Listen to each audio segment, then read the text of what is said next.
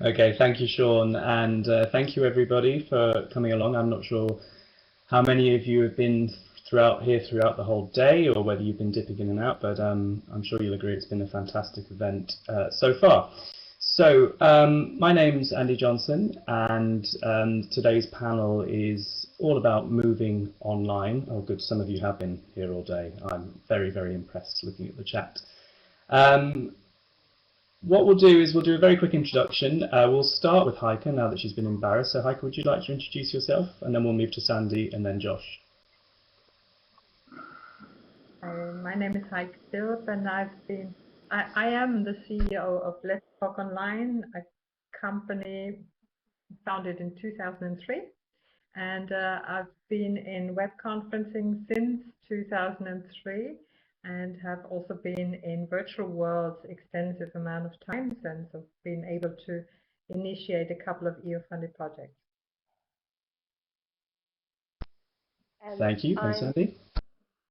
So I'm the Director of Studies at International House Bydgoszcz in Poland, and I'm in a pretty similar situation to a lot of the world in that I started teaching online just over a month ago, and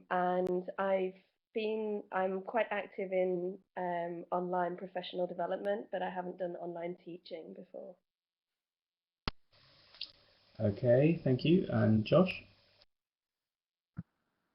Hi, I'm a teacher like everyone else. I do a little bit of teaching online and have done for a long time on British Council Future Learn courses, mainly aimed at teacher training. And I have some background in educational technology design research in a kind of previous life. And I've also rushed into live online teaching, although I have used Zoom for quite a long time for teacher training. But I'm a complete novice, total beginner on Adobe Connect, so excuse all my failings. Thanks, Josh. And as I said, my name's Andy. I run an online learning business, have done for the last 4 years. And we specialise in individual tuition, group tuition. We work with a lot of corporates across a number of platforms. Okay, so a little bit about today's panel. The main theme is all about moving online and moving learning online. And really what we'd like to focus on are three key areas. The first of those is what are the opportunities here? What are the strengths of teaching online? We'll also look at the risks and the negatives, if you like, and then we'll finish by looking at the future, and perhaps we'll look in our crystal balls and try and make some predictions for what will happen post-COVID-19. What we're really looking for, though, is questions from you. This is a panel discussion. We have some questions ready, but we would really like to hear as much from you as possible, so feel free to put your questions in the chat box, and we will try and get through as many of those as we can. But to start with, what I would like you to do, everyone who's here, is I'd like you to answer 2 questions. Well, 1 question and 1 activity. The first question is this: are you busier or less busier since the COVID-19 crisis began? Just put your answer in the public chat box. And while we get those in, a lot of people saying that they're busier. How about you 3, Heike, Sandy, Joshua? Are you busier or less busy?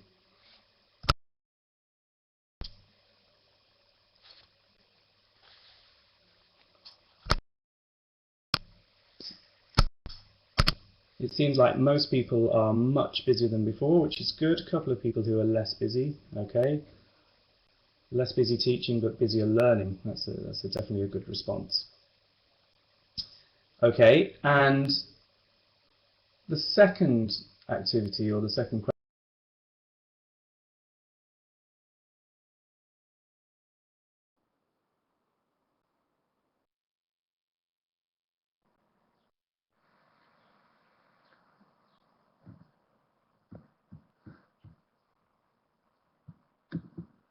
question, I would like you to... Okay, we're still having people answering the first question, which I guess is kind of expected. So the next question is, one adjective to describe how you feel, or one word to describe how you feel about teaching online.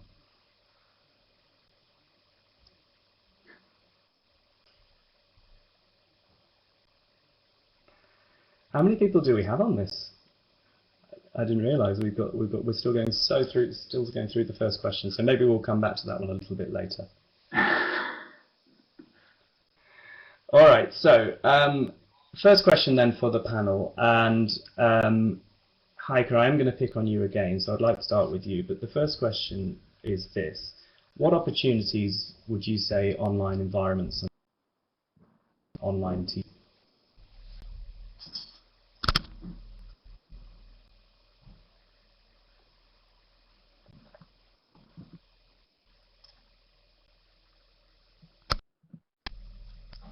Heike, can you hear me? We can't hear you.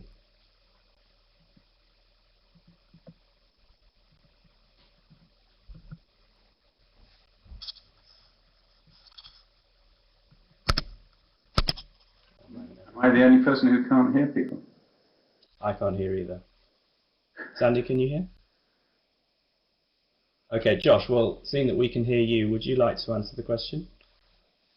Which was, what kind of opportunities do you think... The question was, what are the opportunities, was it? Yeah, what are the opportunities that online teaching offers? Obviously, as someone who's been on online teaching and been in online teaching for a long time, I think that there are wonderful opportunities. And I think one of the things that I've noticed in the past is that when I've had online interaction channels with students for asynchronous learning who I have in face-to-face classes, I quite often find new facets of them and communicate with students who are quiet or more difficult to reach, or find it more difficult to find their voice in the face-to-face classroom. So that's one opportunity. But I think thinking about this situation right now, the opportunity is for a lot of learning and for lots of us to come together in this space that has been dominated by so-called experts and come together to formulate what teaching excellence online should be like. So that's what I'm really excited about. I'd love to hear what people in the chat think. How can we create online teaching excellence together? There's been some really inspiring talks today. I mean, I really enjoyed the kitchen table one, and I moved to my kitchen table in order to try to engage with that. So here I am on my kitchen table saying hi. Perfect.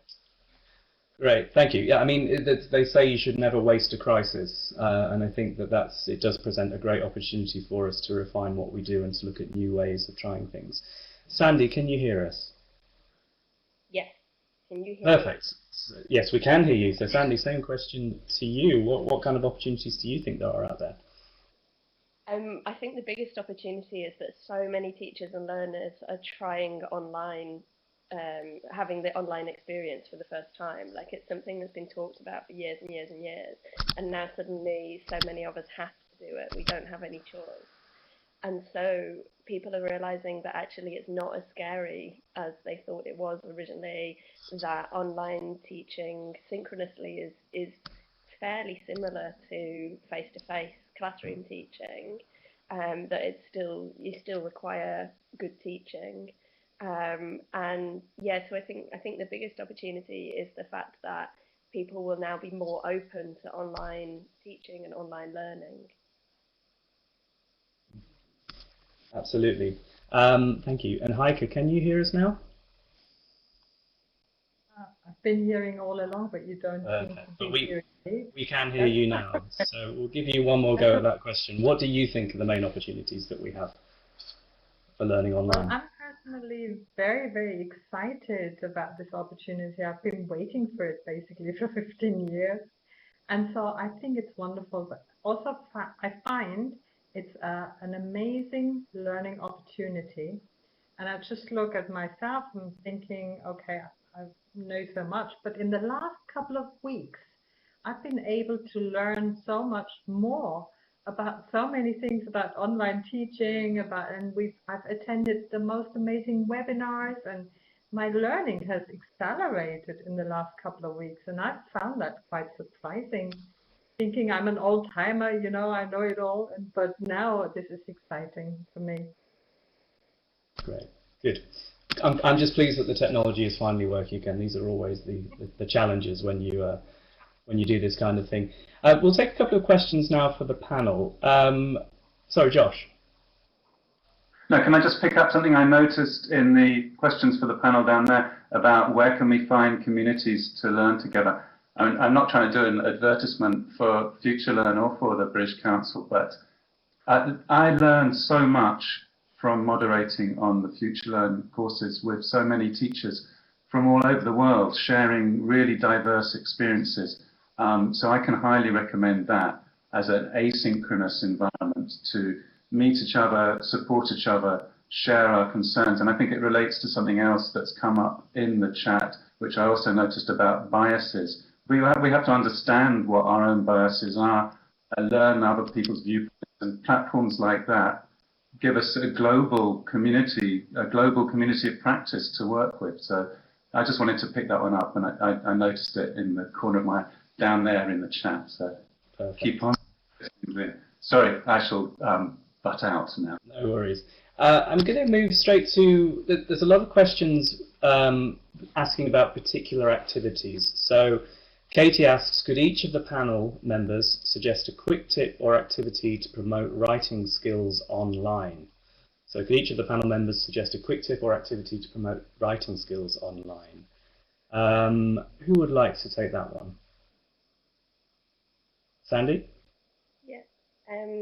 I think it depends on whether you're working on short writing or longer writing. If you're working on short writing, the chat box is fantastic. As you can see, there's like in an environment like this, or anything that has synchronous chat, that ability to do informal conversation, informal written conversation, is something that students don't tend to practice very much, and when we're in the face-to-face classroom. So just asking them questions and getting them to respond in the chat box, I think is super simple and really useful. If it's for longer writing, then doing things in Google Docs, for example, where 4 different groups have separate pages, and they each have a clear task, and then they can read what the other groups have written, and they can see clearly what each, they can compare their writing with each other. Okay, thanks. Any other tips on writing, Heike, Josh, anything?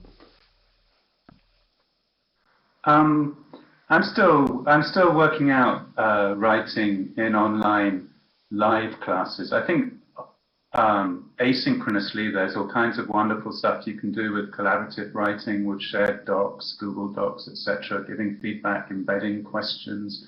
So you can asynchronous kind of writing practice, conversational around the feedback that you give there. It's more like process writing, and I think that's really good. But I'm very, very interested in live sessions, how the back channel, how the chat is used, and how we can use that to support writing. I think I'm going to experiment with trying to tell stories together as a class in the chat, someone starting it, someone racing in the next line, etc. I think there's interesting opportunities. I'd love to hear other people's suggestions. So I'm going to copy the chat and steal everyone's ideas, obviously. Yeah, there's some really good stuff. Now, let's move to speaking, and a lot of people are asking about breakout rooms. Sorry, Heike. Can I ask the audience about that one, whether they feel that their learners are actually writing more these days? Do they write more during their like asynchronous and synchronous activities? Do you feel that they're actually learning more or less? I mean, it's quantitative. You can't always, talk quantitative. Sorry about that, but I just would like to know how you feel our learners are engaged in learning these days. Are they distracted or are they focused? Do you think they're really, really productive when you're with them? Do they focus on tasks? What do you think? That would be really interesting for me to know. Yeah, there's lots of interesting ideas coming into the chat box now. One that I just seen there about writing in breakout rooms. And people were asking about breakout rooms earlier as well. And I think collaborative writing tasks in breakout rooms are very good because it gives the students something that they need to produce and bring back into the main session. When you close the breakouts, they come back in. So it depends which platform you're using and how as to how you can set that up. I mean, if you can allow screen sharing between students, they can use the whiteboard in Zoom or whatever it is, or you can let them annotate slides with tasks on them, things like that. So, but it does depend a lot on how much you do synchronously and how much you do asynchronously and how you're allowed to divide that time. And I think that's a question that several people have asked, and I'd love to come to later if we're allowed to, about how to recognize teachers' asynchronous time and synchronous time with students and value that and pay for it. And I'd love to see some suggestions in the chat. Sorry, again, there should be a... We've only got 45 minutes. In terms of breakout rooms, there's a lot of comments flying around about breakout rooms at the moment. There's a comment there about how there has to be a tangible outcome for any breakout room task. And I think that's really down to how the task is set up. I think there's definite breakout room etiquette when you're starting a task to make it very, very clear what people are expected to do. But the next question comes from Miriam, and that is, what about feedback on speaking when working breakout rooms? Who would like to take that one? Any comments? Okay. Andy. Okay, so I think one of the, if people are using breakout rooms, if they're using Zoom, I think one of the things we need to be aware of is that we're balancing the fact that students are going to be able to write more easily. We can monitor their writing much more easily than we can in a face-to-face classroom, but it's harder for us to monitor speaking. Like, it's harder for us to be able to keep track of all of the students. So I think that is something, you know, that is a shift from the physical classroom. But at the same time, when you go into a breakout room, you can give students feedback straight away. One of my colleagues, Ruth, suggested that if you have more than one device, perhaps you can sign into more than one room simultaneously, so you can keep track of 2 or 3 different rooms at the same time. So you can still give them feedback, but you just need to recognize the fact that you're not going to be able to do as much feedback in the breakout rooms as you are if you're in a face-to-face classroom on their speaking. But you can give them more on the writing. Definitely. I guess that's all. Sorry, Heike. Can I ask another question to the audience? I'm sorry. This is not passing. No, Joshua, go first. No, you get your question out to the audience, but I just wanted to pick up on what Sandy's been saying. I've been reading Sandy's blog, which is amazing, really excellent, and learned lots and lots from that. So I can recommend that. Someone should throw the link into the chat. In terms of breakout rooms and feedback, one of the things that I try to do with my students is to put them in groups of 3 or 4 and give them roles, and one of the roles can be to do some of the stuff that I would do as a teacher, to notice some of the language and to note that down. That requires quite a lot of teacher training, obviously. I'm not sure people can hear me because I can't see anyone nodding. Maybe that's because no one agrees with me. Okay, but apart from that, again, I'm not trying to sell platforms, but there are platforms for asynchronous speaking and for giving feedback on speaking. In the Future Learn platforms and the courses we do for IELTS, etc., we often use Vocaroo or SpeakPipe for people to record, and then you can give feedback on speech either as audio or as comments. And of course, there's things like Flipgrid. I don't know whether people know alternatives to that, where you can set up kind of mini video asynchronous speaking tasks. So if people, and obviously you need to look at what is allowable in your circumstances, what kind of child protection, GDPR and other things are. But I'd love to hear about people's use of Flipgrid, for example, because there you can get people all speaking about the same thing, do a 1-minute talk on what you feel about being locked down or whatever it is. Students can give peer feedback with criteria for grading that. You can give private individual feedback and or group feedback in writing and or speech. So I'm not sure that the breakout rooms, you know, we don't need to be in the breakout rooms all the time giving feedback. Anyway, sorry for going on for so long. One thing, I mean, if you hear something that you really agree with, then just you can put a little +1 in the public chat just to show that you're agreeing with a point. There's a lot of love for your blog at the moment, Sandy, going on in the chat box, which is, if you haven't seen Sandy's blog, please have a look at it. If you're looking at if you're using Zoom or if you're intending to use Zoom, there's a fantastic post which is it's been viewed about 30,000-40,000 times now. Yeah. Is that right? Yeah. Well, I'm going to bring things down now and talk about the negatives. There are obviously opportunities here, but there's also disadvantages. And the next question for the panel is, what do you miss most about your physical classroom? And why do you think you miss it? And we're going to start with you, Heike, if that's okay. Well, if I think of this get-together that we've had over the last 2 days, we know we could have been in Manchester, and every one of us has a bit of a tear in an eye that we are not in Manchester. We're not sitting together and having a pint, and are not able to hug each other and so forth. I know a little bit of a positive note. I think of what David Crystal said, that we are physically distant, but we're not sociably distant, like God, and not sociable. Yeah, but I still miss everyone. I would have loved to have seen you in Manchester, honestly. Yeah, a lot of people missing students, but I mean also colleagues as well. It was a very abrupt end for, certainly in the UK ELT market. We got very short notice that centres were closing. A lot of questions as well around, we'll move to assessment in a moment. Sandy or Josh, what do you miss most about your face-to-face classroom, your physical classroom? Are you going first, Sandy? Yeah, I'll go first. I'm actually surprised how little I miss about the physical classroom. I like the fact that in the physical classroom you can move people around very easily. I like the fact that, you know, like those kind of physical activities, like for example having a snowball fight or something like that, like those things I think are much easier. But yeah, I have to say that I miss a lot less than I thought I was going to do at the beginning.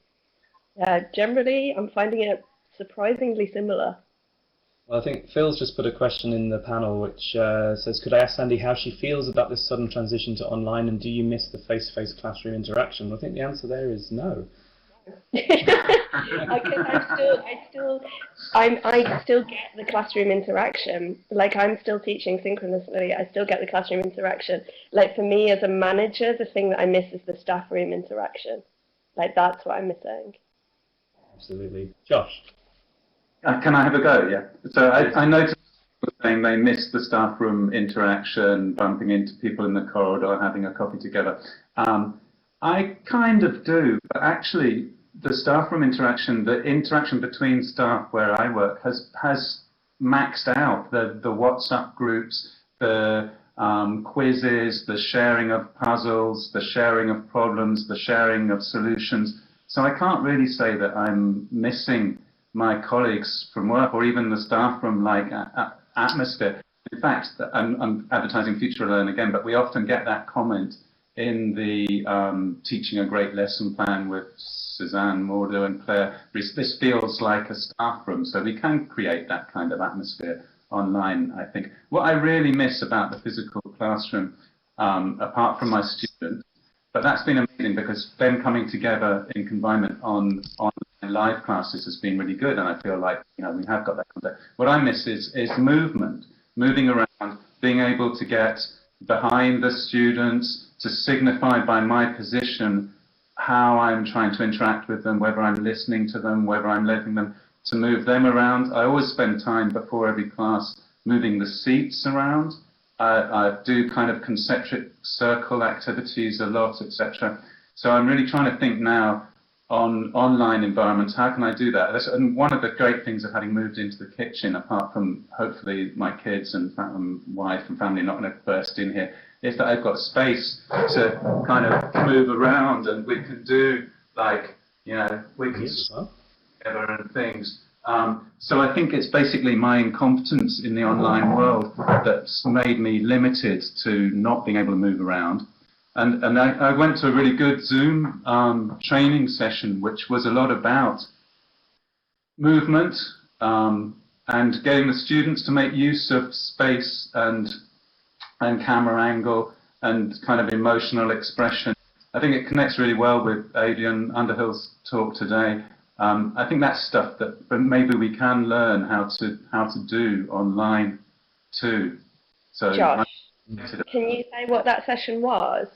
Is that something that's publicly available for other people? Yeah, well, I mean, so I don't want to be naming particular products all the time and things, but I guess I saw an invite for a own the screen Zoom training webinar for educators, and they were saying a lot of the things that Adrian Underhill was saying about emotional connection, but it was building on, I guess, film, whatever you would call it, literacy, knowing how to make use of the space of the screen and how to communicate emotion and how to come in close and move out and use your voice, but not just for the teacher to entertain, for the teacher to train and help the students to become literate, to make the whole thing more emotionally engaging, if you see what I mean. So yeah, it was called like own, I don't know, Google. We'll see if we can find it. That's all right. Anna makes a very good comment in the public chat. She doesn't miss the photocopying. I think that's definitely one thing that we can all agree on. To change things slightly, there's a couple of questions. People are commenting on how we can be more creative in an online classroom, online situation. And Becky asks a very good question. How can we improve the pacing in the online classroom? I've been teaching using Zoom for 3 weeks and find that keeping things moving at a good pace is difficult. I mean, what we say to our trainers is you try and aim for around about 8 minutes maximum per activity, and you keep ticking over from there. And there is a second question which we'll follow up with later, which is in terms of how much online tuition can you give on a daily basis, how much is too much. But before we do that, how can we improve pacing in the online classroom? Let's go to Sandy for that one. So I think, as in the face-to-face classroom, pace is all about variety. And if you do the same kind of activity again and again and again and again, then it feels like the pace is low, even if it isn't. So aiming to include an activity, for example, I have 90-minute lessons, so I try and include an activity every 45 minutes, which involves the students standing up. I try and include an activity every 45 minutes, which involves them having their cameras switched off, having their microphones switched off, so that they just have some kind of alone time, so it's not always the gaze of being on the computer. I try and have a mix of activities that involve listening to me while they write in the chat box, or listening to students, or a mix of activities like going to breakout rooms sometimes, but not all the time. So just including that variety of activities so that the pace feels varied, I think. And I think, yeah, in terms of creativity, I think there's a great advantage to being inside people's homes. When I was delivering training for all of our teachers, I got to see inside a lot of people's houses, and they've made some interesting choices from their decoration point of view. But I heard of a great activity the other day where I was on a Zoom session and we took a 5-minute break, and before the break the instructor said, I want you to imagine that you're flying to the moon tomorrow, and you can take one thing in your house with you. And when you come back from your break, I want you to bring that with you. So everybody had whatever it was on their screen. So I had a picture of my kids and stuff like that. But I thought that was a really nice way of getting personalisation, because people are, they're in their homes, so you can use that to your advantage, definitely. Yeah, show and tell. Yeah. Yes. Heike? I see also a lot of the questions of the audience. And to be honest, every so often I'm thinking, yes, we can replicate our kind of offline teaching practice quite well in the online teaching practice. And the one thing I would like to know from the audience, or I would like to know from you experts, is what to me is the most striking opportunity when teaching online is that we could actually engage our learners with speakers of that language, with native speakers. Oh, hope we've lost the chat. It wasn't me. And who of you in the audience, or who of you of the experts, has actually used this opportunity to invite an expert on a certain subject matter into your classrooms, or invite a native speaker into your classrooms, or invite speakers of other countries into your classrooms, which for me is the most striking advantage of teaching online. And so far I have not seen this. Who does it? Well, in the London School of English, we often had on our business English courses, we would have guest speakers that will come in and physically do a presentation in the school, and I think that can very simply be replicated for online classes as well.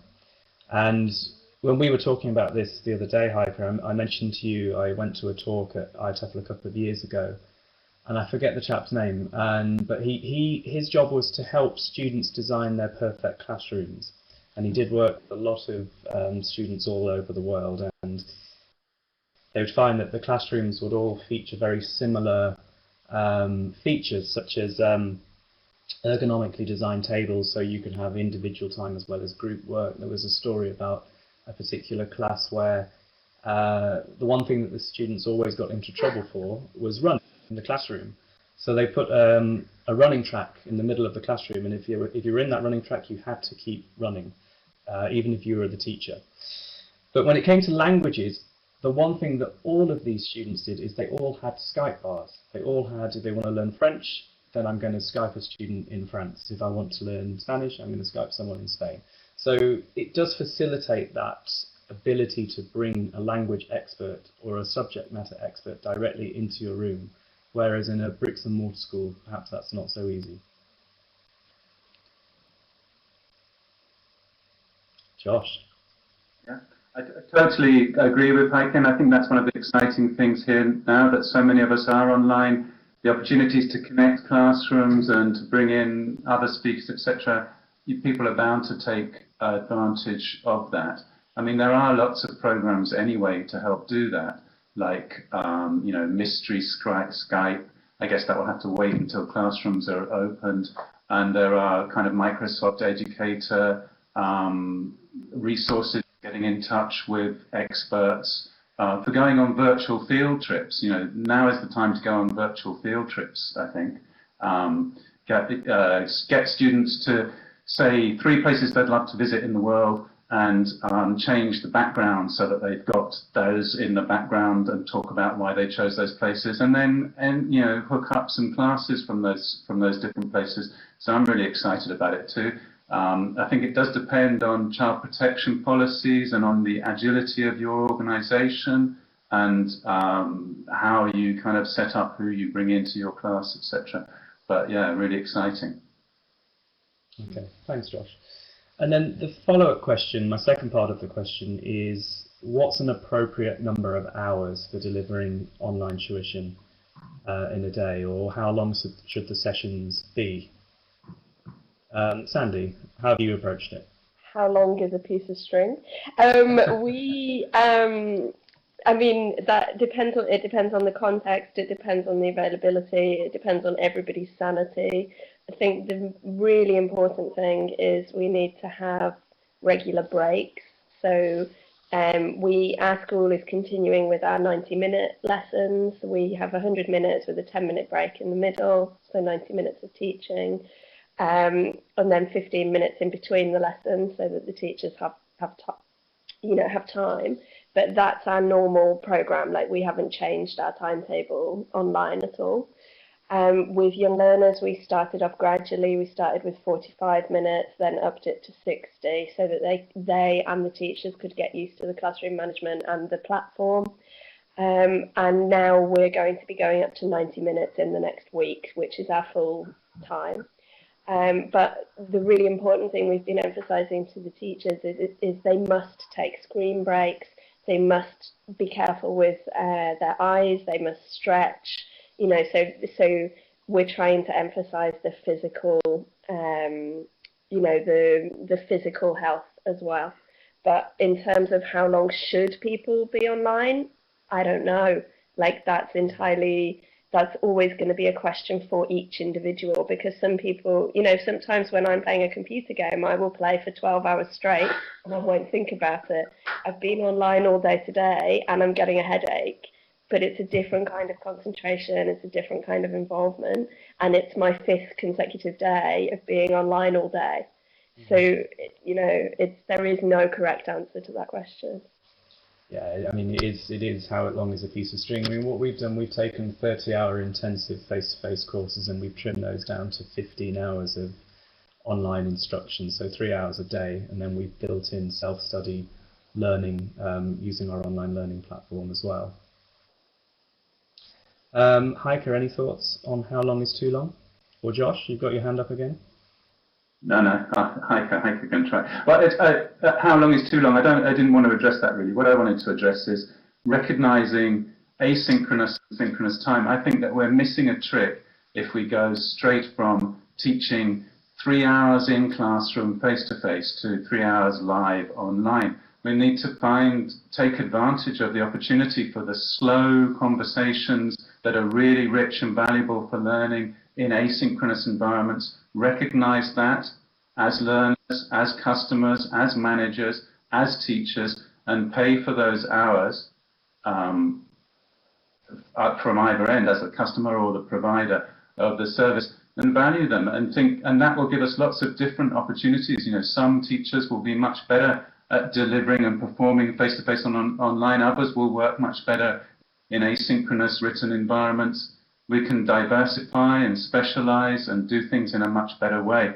But it really needs some joined up thinking, and it needs the people who make the decisions to say, well, yeah, no, we're not going to say, right, you've got to be 3 hours online, blah, blah, blah. It's like a question that's just come up in the chat, you know, what's better, doing screen sharing the video for the whole class, or sending them the link and they go and do that?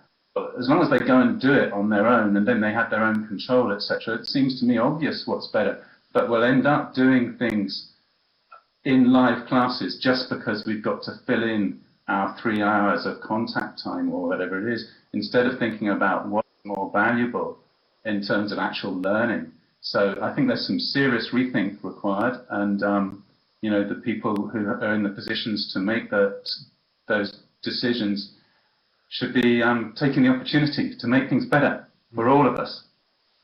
Well, yeah, there was a great panel session earlier on, which is all about, okay, so we've made this move online, and I'm kind of mindful that we're almost out of time, so I'm moving the discussion on to predictions for the future.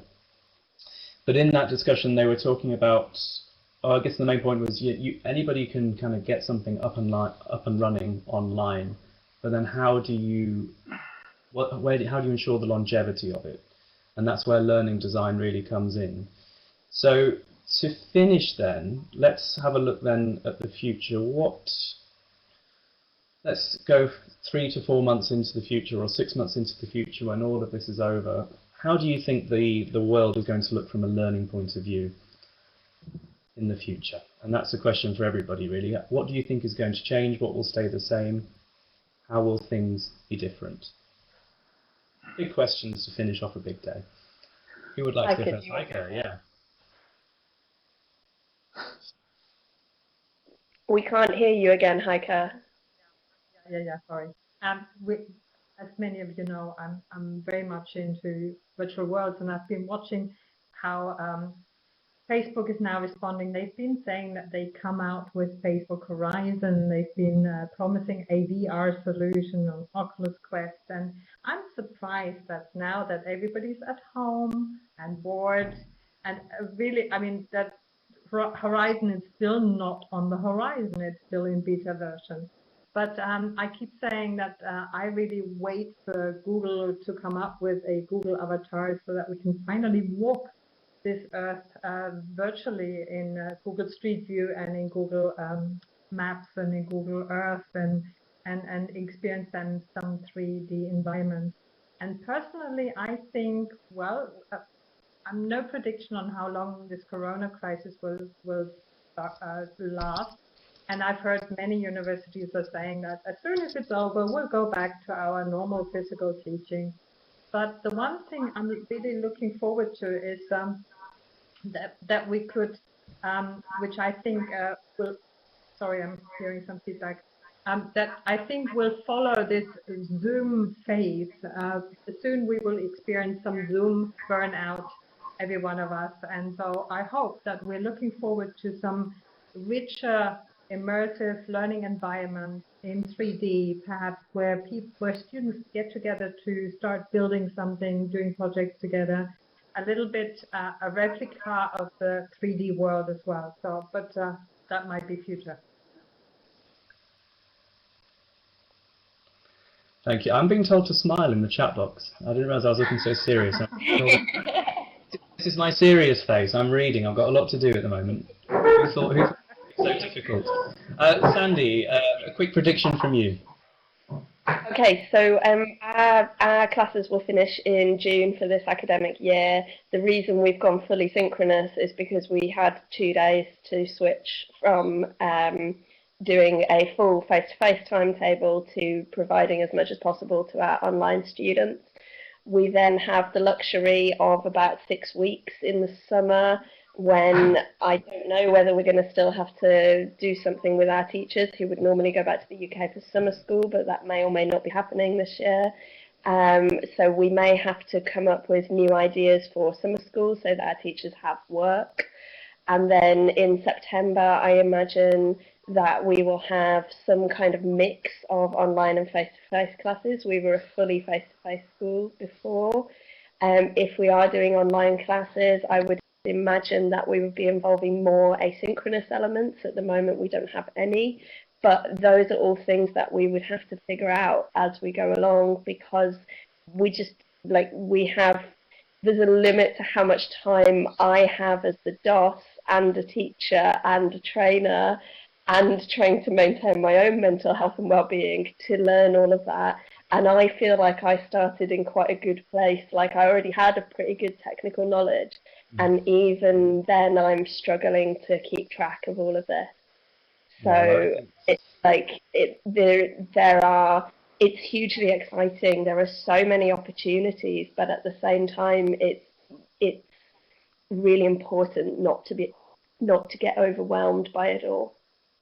I think what we've seen, Sandy, is schools have, in the space of 3 or 4 weeks, moved 3 or 4 years forwards in terms of their online delivery. They really have, and it's been overwhelming. Even if you had the experience before, even if you thought you had an idea of what you were doing, it's been unprecedented, and I'm sure that word's been used a lot over the past couple of days.